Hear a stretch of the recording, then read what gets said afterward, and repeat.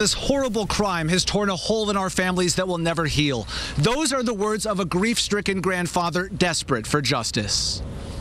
There are too many ways to count how our lives will forever be impacted to share here today. Mike Patty is seeking justice and pouring his heart out from the small city of Delphi to cameras that broadcast all across the world. This is a hurdle and a path that we're going down that the pain will always be there forever. Libby and Abby Williams died after taking to the Monon High Bridge on February 13th. State police called Libby a hero for capturing audio and video of the suspect on her cell phone. Both the girls were heroes. They stuck together. I don't know exactly what happened out there that day, but I imagine there was probably an opportunity for one or both to separate and try to make a break different ways. But those girls loved each other. They were good friends. Neither one of them left each other's side. Both those girls are heroes in my book. And certainly not forgotten. Mike says it's the small things that hurt the most. Yelling that dinner is ready or to wake up for school. Calls that now come unanswered. The love that's poured upon us and the support is welcomed, and we could sure use that right now. Mike is asking everyone, everywhere, to look at the suspect's picture and to listen to the audio. We need somebody out there who has that vital piece of information to turn this in.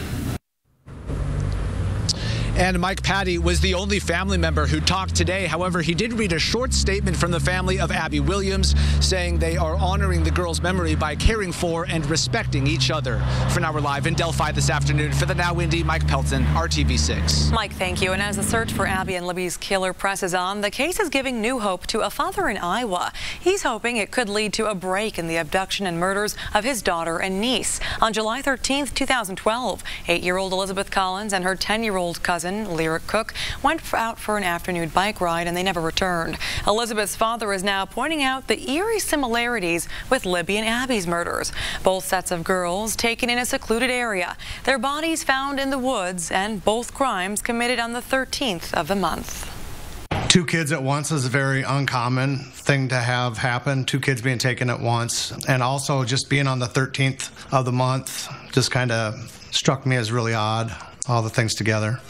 Investigators here in Indiana say they've compared notes with investigators in Iowa, but at this point they say it appears coincidental that the 2 cases are similar. And based on the evidence, they are not able to connect the 2 cases at this time. And the case in Iowa isn't the first one that someone has tried to connect to Delphi, and it probably won't be the last one either. And state police are warning all of us not to listen or spread rumors that you hear or see on social media about this case. Spreading unconfirmed information or rumors could be detrimental to our case because it could lead people to believe, people who might have information about this case, to believe that we're closer to solving it or that we have information that we don't. We're asking people, if you see something on social media, if you hear something, make sure it comes from a reliable source. That reliable source will likely be the Indiana State Police. This case has generated tens of thousands of tips, but investigators still want to hear from you. If you have any information on the murders of Libby and Abby, please call the number on your screen. We also have all of the information on the case, including the picture of the suspect and the sound of the possible suspect captured on Libby German's phone on the RTV6 app. The FCC is now investigating last night's AT&T 911 outage. That outage left cell phone customers in several states, including Indiana, unable to call 911. A spokesperson for the company is not commenting on how many customers were affected or what exactly caused the outage. In a statement, AT&T says it will share information with the FCC. Well, right now, the search is on for whomever broke into a home on the city's north side early this morning. Officers were called to this house in the 1500 block of East 73rd Street a little after 4 a.m. When they arrived, the suspects were gone, but a woman who lives in the home had to be taken to the hospital. Officers say the home has been a center for drug activity in the past, and they believe the suspects were targeting the victim's son. Tonight, members of the 10-Point Coalition will be in Muncie, helping officially launch a community activist group against violence. The group, Enough is Enough, will be modeled after Indy's 10-Point. Members will patrol high-crime neighborhoods and engage those at high risk for being involved in violence. Anyone interested in joining is invited to meet in the parking lot of 908 East Willard at 5 o'clock. We'll go ahead and enjoy this warm day. It may be the last one we see for a while. Here's the view downtown looking west. Kyle, what's it like outside right now? Well, it all depends on where you are here in central Indiana. We all have mild temperatures, but varying degrees of the mild air that's in place right now. Numbers that range from 52 in Peru to nearly 20 degrees warmer around Seymour and Versailles right now, both at 70 degrees, while we're at 63 in Indianapolis. But yes, it is really the end of the road here as far as those mild temperatures. We've got some thunderstorms back into portions of Missouri. We will get in on at least some rain here as we head into this evening. Notice TrueCast by 8 o'clock tonight. A few light rain showers. Those will continue to overspread the area with rain pretty likely here as we get to 10 o'clock tonight. As colder air starts to move in from the north, may see a few snowflakes mixing in, but this is a quick moving system, so that will have very little impact for you. And by tomorrow morning, it's already out of here, so it's not going to be an issue either for the Friday morning drive. As we take you through your evening hours, though, there are the increasing chances for rain, temperatures that will stay in the 40s through 10 o'clock. We're going to be talking about a late season cold blast that's coming to central Indiana behind those rain showers. We got to factor in the wind chill once again for your Friday and more on those Saturday snow chances. The healthcare overhaul cleared two big hurdles today. The new Republican plan passed two House committees. The second vote this afternoon after more than 27 hours of debate. This is the closest we will ever get to repealing and replacing Obamacare. I'm terrified of what will happen if this bill passes. More than 10 million people with disabilities are eligible for Medicaid, and Planned Parenthood is a critical resource. Democrats, doctors, and even some Republicans are coming out against the new health care plan. Next up, the House Budget Committee has to approve the measure next week before a final House vote. Vice President Mike Pence plans to visit Louisville this weekend as he tries to make the case for repealing and replacing former President Obama's health care law. Pence is set to appear at an event with Kentucky Governor Matt Bevin on Saturday. The vice president was in Ohio and Wisconsin last week in support of the repeal. No word on if he will come to Indiana. And as we track the president's first 100 days, we're noticing the courts are getting busier and busier with lawsuits directed at President Trump. Our political correspondent Mike Sachs has the new developments. Day 49 in Washington state is asking for the nationwide injunction against President Trump's original travel ban to apply to the revised executive order, a request that comes on top of a couple of new lawsuits attacking the president's administration and his business. A federal court will hear arguments from the state of Hawaii and the Trump administration next Wednesday, the day before the president's revised travel ban is set to go into effect. Hawaii has told the court that the president's new order, quote, goes against the fundamental teachings of our Constitution and our immigration laws in its impact on Hawaii's Muslim residents. They are people who live amongst us, who are great, who shouldn't be discriminated or treated as second-class citizens just because they're Muslim or from a certain country. Meanwhile, a lawsuit filed here in D.C. today is hitting President Trump much closer to home. On behalf of our business, we're suing not the president of the United States per se, but Donald Trump in his function as the owner of the Trump Hotel and the associated restaurants within the Trump Hotel. Khalid Pitts and his wife own this restaurant and say Trump's hotel, just blocks from the White House, violates D.C.'s unfair competition laws. He is the president of the United States. He's unfairly using his position and the authority of that office to promote his hotel and to promote his restaurant. As evidence, Pitt's lawyers point to a provision of the hotel's lease that bars elected officials from being part of or benefiting from the agreement between Trump and the federal government he now oversees, which also owns the property. So the lawsuit seeks one of three things. There might be other remedies, but one of three things. The president can resign as president, he can divest from the restaurant, or the restaurant can close down. Now, the president did revise his travel ban when he lost in federal court. The question now is, will he win in these two cases? And if not, would he comply with the court order? For the now, I'm Mike Sachs. And yet another state is getting involved today. New York's Attorney General Eric Schneiderman is calling the revised travel ban a Muslim ban by another name and announcing his state's intent to join Washington's lawsuit. Well, it is not every day that you'll see a 14-year-old on a pro hockey team. How Indy Fuel made one teen's dream come true after a devastating health diagnosis. And right now we're taking a live look from Michigan, where Governor Rick Snyder is discussing how the state is planning to recover from damage due to yesterday's high winds. Gusts up to 50 miles per hour knocked out electricity, leaving more than 1 million people across the state without power. And today, many schools were closed due to all the damage and that lack of electricity. You're watching the Now Indy only on RTV6. 800-850-5054.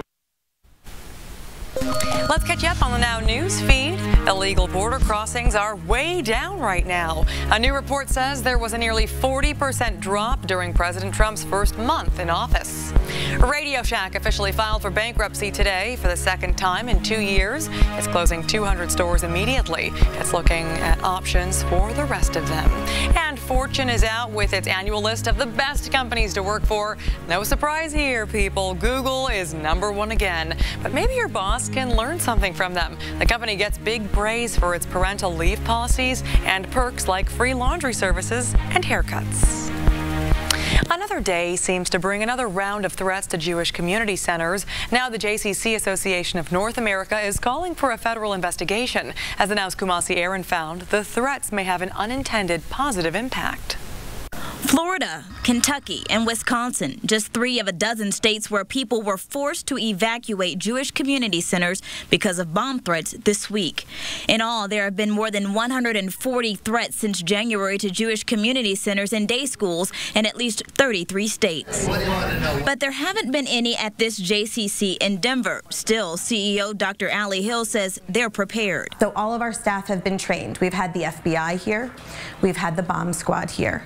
We've also had Homeland Security here. So all of my staff have been briefed on what they would need to do in case we received a threat. As this center works to be prepared for potential threats, the JCC of North America is pushing federal officials to eliminate them. They sent this letter to U.S. Attorney General Jeff Sessions, signed by nearly 150 JCC movement leaders. It reads in part, "We are frustrated with the progress in resolving this situation. We insist that all relevant federal agencies, including your own, apply all the resources available to identify and bring the perpetrator or perpetrators who are trying to instill anxiety and fear in communities across the country to justice." The letter asks federal agencies to step up in the way local law enforcement has, something Dr. Hill has seen firsthand. It looks to me like they are really taking it very seriously, and we certainly appreciate that kind of response from all of them. Hill says in a way the threats have brought the JCC community closer. I think that oftentimes something that is meant to be disruptive can actually be the exact opposite. Still, the hope is that those threats will disappear altogether. For the Now, I'm Kumasi Aaron. JCC movement leaders also asked Attorney General Sessions to meet with them to discuss specific steps that will be taken to deter further threats. Jewish community leaders have also met with FBI Director James Comey. For the first time, we're hearing from some of the women's service members whose compromising pictures were posted on a private Facebook group. Erica Butner is a former Marine whose explicit photos ended up on a page entitled Marines United. Tens of thousands of service members, both active duty and retired, belonged to the group before Facebook pulled the page down. As a rape survivor, I can tell you that this exact behavior leads to the normalization of sexual harassment and even sexual violence. The commandant of the Marine Corps is scheduled to brief the House Armed Services Committee on the investigation of the scandal next week. A brazen robbery, and it was all caught on video in New York. Check this out. Now you'll see a man at the top of your screen crossing the street. In his hand, a bag with $48,000 in cash. Then out of nowhere, a masked man in a hoodie goes for the money. But he tripped as he tried to run, and all of the cash comes sprawling out on the sidewalk. Then watch, another masked man comes up, snatches the bag with some of the cash. Police say they got away with more than $21,000. As of now, those suspects are still on the run. Well, fire crews out west hope slower winds will help them extinguish wildfires that have scorched hundreds of square miles of land in 4 states. Most of the burned land is in Kansas. One fire there spans 2 counties long, the largest in the state's recorded history. Now, the fire is almost under control. At this hour, crews are monitoring for hot spots. Officials say the ground is extremely dry, so it's possible that the fire could reignite. Well, if you're wondering when this great weather is going to end, just like I am, you might want to listen up. Enjoy this sunny, warm weather now because Kyle says changes are on the way. And I guess it's no longer sunny by this IMS view, huh? Yeah, Candace, we're talking about within hours our weather is going to be changing here across central Indiana, and temperatures are already starting to change. In Indianapolis, we're at 63 degrees, but you're 10 degrees colder in Lafayette. Still mild here for this time of year at 53, but nonetheless, illustrating some of that temperature change. It's 67 for you right now in Bloomington, and here are those winds starting to take on a little more of a northerly direction as we get north of Interstate 70 for you this afternoon, and certainly a cooler direction. By tomorrow morning, we'll find some numbers into the 20s. You're going to need to dig out that winter coat again. 28 for you in Lafayette, 27 Peru, 31 in Indianapolis, and you'll be right at that freezing mark in Columbus at 32 degrees, and temperatures are not going to recover on Friday. We'll really just kind of hold there into the middle 30s right on through the afternoon hours, and we're going to have to talk about a wind that's going to be breezy out of the northwest. So here's what it's going to feel like tomorrow morning. Wind chills in the teens and 20s, and that's not really going to change as we head through the afternoon either. It's going to feel like 24 degrees as you get ready for that lunch hour tomorrow, so probably lunch inside, Candace. A Fisher's teenager's dream came true today, becoming an honorary Indy Fuel member. You see, he's a die-hard hockey fan, but recently learned that he couldn't play because of a health problem. So with a little help from Indy Fuel and his parents, they set up an epic moment he will never forget. It's a surprise of a lifetime for die-hard hockey fan, 14-year-old Nate Colasar. I had no idea what was really going on. I got a note from school saying that I had to leave for a doctor's appointment. But that doctor's appointment turned into something so much more. Nate got to practice with the team. It was just amazing, honestly, just going out there during practice with all the guys out and the coaches, and it was just it was pretty cool. He got a tour of the locker room, meeting players, and then this. We want to give Nathan a new accomplishment in his hockey career, and we are proud to sign him to a weekend contract today. As an honorary member of our team, he will lead us on the ice for the game on Friday night.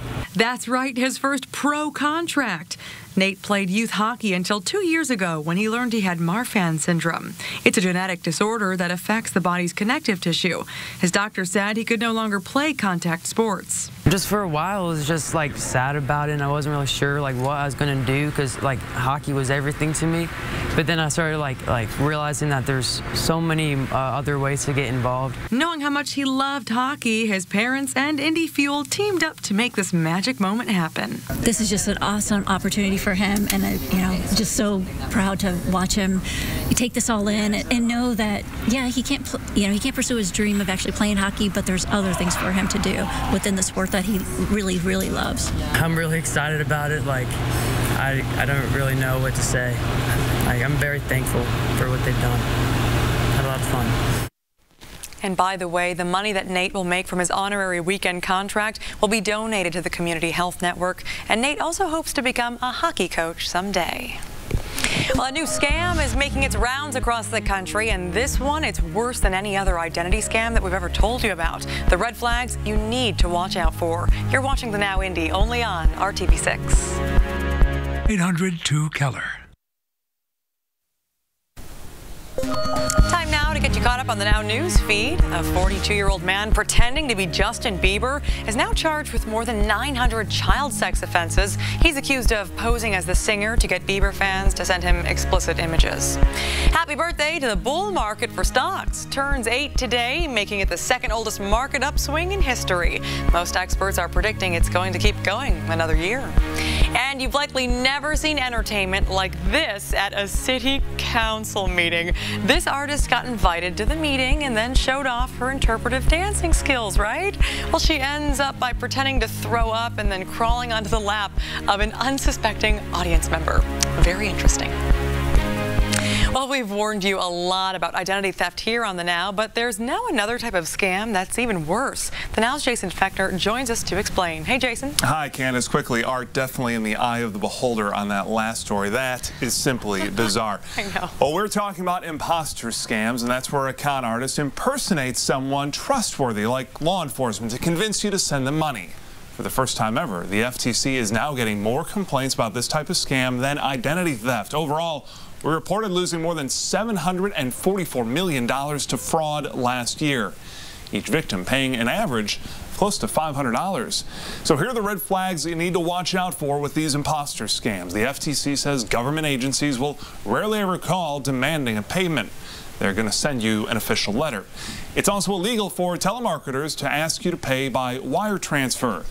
If you get a call that you're not sure about, call the government agency back on a number you know, not the number the suspicious caller gave you, and go from there. Candace, for now, back to you. Jason, thank you. What's it like to meet the person who saved your life? A 19-year-old woman from California is finding that out. Back in January, Antonetta Miller wrecked her car. She got out to check on the other driver involved when a third car hit her. But what Antonetta didn't know at the time is that a stranger named Sissy Horn stopped and shielded her from oncoming traffic while she was out cold. Since then, Antonetta has had part of her right leg amputated, but her Good Samaritan has been by her side through the entire ordeal. I'm just happy that she was there to be there and do exactly what my mom would have done, you know, if she was with me. I'm really happy that I had her. Sissy was at the hospital with Antonetta virtually every day she was there. Now she says Antonetta is part of her family for life. Next at 4:30, neighbors upset after speed limit signs are changed. I have to say that it's not the 500. We have to slow it down. Why they say the city should have never increased the speed limit and what the change could mean for your own neighborhood. And still ahead at 4:45, skyrocketing cable bills forcing some to cut the service for good. But what's causing the sticker shock for Spectrum customers, and what should you do if it's happening to you? We're working for you, getting those answers. You're watching The Now Indy on RTV6. Help. Mako, America's Body Shop. We're keeping a close eye on your Thursday forecast because changes are on the way and we want you to be ready for them. Here's the view right now from our Weather Now camera up in Carmel. And Kyle, as you can see, we got a nice layer of clouds moving in, huh? Yeah, those clouds filtering out some of that sunshine right now, and they're going to get a little bit thicker and eventually lead to some rain chances here across central Indiana. Not a bad day, though, for us with temperatures that are in the 50s and 60s. You're close to 70 degrees right now in Columbus, while it's 63 in Indy. Yeah, a little bit cooler for you around Peru and Logansport. Temperatures in the lower 50s, but from the it could be worse file, look over into Bismarck. They've got temperatures in the teens. It's 80 degrees, though, in Springfield, Missouri. The cold air is going to win out this time. In fact, as we go through tonight, we'll find those temperatures falling rather quickly. Here's 9 o'clock on TrueCast. See a few light rain showers around central Indiana, and that will continue to be the case here. Even a few snowflakes possible around Muncie, Anderson, Hartford City, and toward Marion. Not expecting that to be a big deal for you as temperatures dip into the 30s in Kokomo at that point. Continue to fall from there. Just after midnight, you're at 35 in Kokomo, 40 in Indy, and 42 in Seymour with the back edge of those rain showers moving through. So by tomorrow morning, we'll dry things out, clear out those skies, and I do think some areas will be into the 20s. Not going to recover a whole lot on Friday. 37 degrees. We'll have some sunshine, but because of that breeze, it's going to feel more like the 20s. Got a chance for some light snow, at least across southwestern portions of central Indiana on Saturday with a cold high of just 32, and we're in the upper 30s again on Sunday with sunshine. If you are running behind on your gas bill, it is time to get caught up. Today, Vectren is reminding customers that its moratorium on disconnecting customers who meet low-income guidelines is about to end. Vectren's winter heating season ends March 15th. After that date, if you are behind on your gas bill, even if you get federal or state help in paying it, you are subject to having your gas service disconnected. Vectren says you can make an arrangement to pay your bill by calling them at 1-800-227-1376. It is a sight for concerned eyes. New speed limit signs installed around an East Side subdivision has neighbors feeling a little uneasy. The Now's Eric Cox has more on their argument for lowering the limit. lot of close calls. Brandy Riffner lives in Treyburn, an East Side subdivision that saw their 20-mile-an-hour speed limit sign switched out yesterday for this 30-mile-an-hour marquee. A move that Riffner says has dashed the desires of many in this community. They've raised the speed limits, making it, I feel, a lot more unsafe for our children playing outside. Riffner says she's got 3 of her own that she was already wary of letting play too close to the street. And with the new signs comes new concerns. I have a 5-year-old, a 9-year-old, and an 11-year-old, so I can't let them go even just feel safe with me watching in the garage even, and just kind of running out here on the sidewalk or riding their bike for fear that a car's going to come around fast. The subdivision's developer, Crossman Communities, installed the 20-mile-an-hour signs back in 1999. The city says the Department of Public Works came out and removed the old signs because they were technically illegal. State law requires residential areas remain 30 miles an hour unless they meet certain qualifications, such as a school zone or something determined during a traffic study. Now neighbors just wish the city would have hit the brakes. I have to say that it's not the 500. We have to slow it down. Troy Watson's called Treyburn home for the last decade. He believes the new speed limit will reduce the level of safety in his subdivision. To move from 20 to 30, I think that's just going a little bit too fast. I think we need to slow it down and get back to watching the kids because they're out here playing. Reporting for the Now Indy, I'm Eric Cox, RTV6. And the city says each new speed limit sign costs $100 to make and install. Another store is about to start shipping directly to your home. Today, Meijer announced it will soon roll out home delivery, and it will eventually be offered at all of its stores across 6 states. Meijer is partnering with a company called Shipt for the service. If you have the Shipt app, you will be able to order directly from Meijer, and your items will be delivered to your door. Meijer says it expects to roll out the service for its Indianapolis stores sometime in April. Are you among those who swear by the gluten-free diet? A new study out today says you may be doing yourself more harm than good. Research out today at the American Heart Association's meeting says cutting gluten from the diet may increase your risk for developing type 2 diabetes. The researchers say unless you suffer from celiac disease, there is no need to remove gluten from your diet. Well, dealing with food allergies can be hard when you're going out to eat, but now it's getting a little bit easier. Now's Erica Fly is here to explain how. Hey, Erica. Hey, Candace. If you or someone you know suffers from food allergies, you're going to want to see this list of restaurants that do the best job of accommodating you and your family. The group Allergy Eats just came out with this list. For large chains, Maggiano's Little Italy scores the best. It's followed by Chipotle. Red Robin also makes the top 5. Some restaurants which are more regional, also making the top 5, are In-N-Out Burger and Mellow Mushroom. These rankings are based on feedback from customers. Something that's important to remember about food allergies is that they can show up at any age, even if you've eaten that food for years with no problems. About 6% of kids and 4% of adults have a food allergy, according to the CDC. Erica, thanks so much. Governor Holcomb's administration is urging senators to get behind its push to expand preschool. Now, both the House and Senate have approved the bill, but the Senate version goes only half as far as the governor's proposal. He wants to double the program's reach, and supporters agree. They say it's worth the money because preschool produces better educated and behaved kids.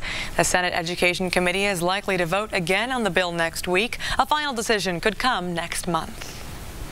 Well, House Speaker Brian Bosma now says he's willing to back down, at least partially, on a proposed $1 cigarette tax increase. Tobacco and convenience store trade groups oppose the move, saying it would hurt business by encouraging smokers to cross state lines to buy cheaper cigarettes. Today, Bosma said he's willing to lower the increase to about 60 cents. That would bring our cigarette tax in line with Ohio. Tonight, the wheels will start turning on the city's mass transit expansion plan. This will be the first of several meetings to talk about expanded bus service, as well as the planned red line for rapid transit. An income tax increase to pay for the plan will take effect in October. The red line will run down College Avenue from Broad Ripple to the University of Indianapolis' campus. Work on it is expected to begin over the next few months. And tonight's meeting runs from 6 until 8. It will be held at North United Methodist Church. You're welcome to stop by any time, but there will be a presentation by Indigo officials at 6:15. This next story may have you shaking your head in disbelief. A man sucker punched during a road rage incident, but his driving skills weren't what pushed the other driver over the edge. And right now we're taking a live look at the Capitol building in Washington, D.C. What a beautiful sight out there to see. You're watching The Now Indy on RTV6. Only on RTV6. Let's catch you up on the Now News feed. WikiLeaks founder Julian Assange is now offering to give tech companies access to CIA hacking tools. We don't know yet if they're going to take him up on this. This comes 2 days after WikiLeaks published thousands of documents about the hacking tools it says the CIA has. Mortgage rates jumped today to the highest they've been all year. The average rate on a 30-year fixed and 15-year fixed mortgage both went up. This comes with the Fed talking about increasing the interest rate next week. And imagine the horror for this kid's parents. The toddler was supposed to give that bouquet to the Queen of England today, but you can see he had a full-blown tantrum in front of her instead. A man in Florida says he was sucker punched during a road rage incident, and he says it's because of the Donald Trump bumper sticker on his car. This is Greg Dunay. After the attack took place, he says another driver wasn't letting him change lanes on a highway and that the incident escalated from there. He was cursing at me. He's saying F Trump, F Trump's mother, you know, blah, blah, blah, all this stuff. And I just said that's why Trump is now our president, because of stuff like this. Dunay was attacked later when he stopped at a red light. Police say they are still investigating and would not comment on whether the road rage was motivated by politics. President Trump may rule Twitter, but he is no match for his Slovenian counterpart on Instagram. Borut Pahor, who is known as Barbie, has been actively using social media to get his message across. He started releasing his photos on Instagram ahead of the 2012 presidential election, which he surprisingly won. Right now, he has more than 25,000 followers, and the thousands of likes he gets make him a clear favorite for re-election later this year. Still to come on the Now Indy, bills doubled, in some cases almost tripled. We're working for you, asking Spectrum why cable fees are skyrocketing. You're watching the Now Indy only on RTV6. See me at Terry Lee Honda in beautiful Avon.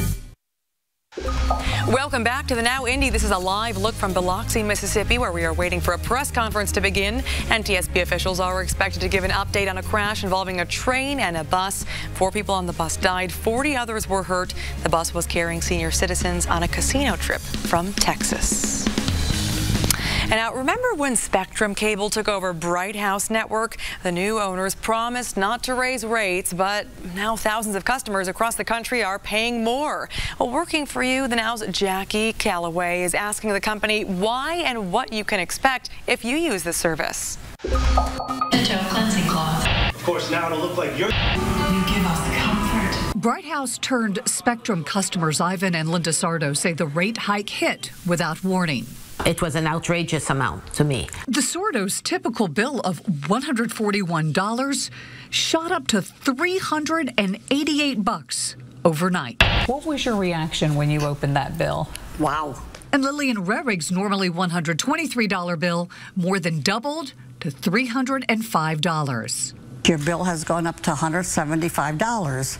I said, well, nobody even called us or notified us. Lillian says calls to Spectrum got her a partial reduction, but no real relief. Her next statement came in at $120 higher than her old Bright House bill. What happened in these two cases turned out to be an error Spectrum's owner, Charter Communications, corrected after we started asking questions. When you started speaking with them is when I got anyone to even respond. Still, Charter admits it's going to raise prices on the majority of its 1 million customers by an average of $20 to $30 a month. So how can a company that promised not to raise rates actually do just the opposite?